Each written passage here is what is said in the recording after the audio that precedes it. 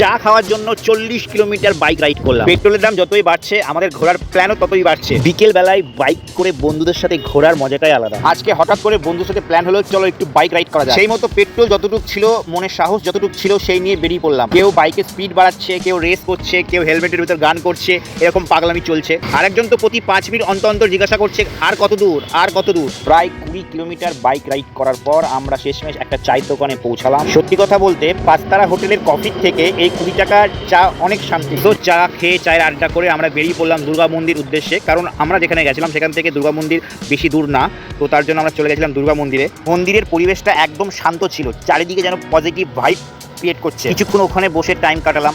সবাই সবার মতো ব্যস্ত, কেউ ছবি তুলছে, কেউ রিলস বানাচ্ছে, কেউ চটি খুলেছে, কোথায় খুলেছে নিজেই ভুলে গেছে। দুর্গা মন্দিরে গেলে আমাদের মনটা খুব শান্তি হয়ে যায়, কিন্তু আমাদের গ্রুপে শান্তি বলে কিছু নেই। প্ল্যান বড় হওয়ার দরকার নেই, ছোট প্ল্যান আর ভালো বন্ধু থাকলে সেই দিনটা মেমোরেবল হয়ে যায়।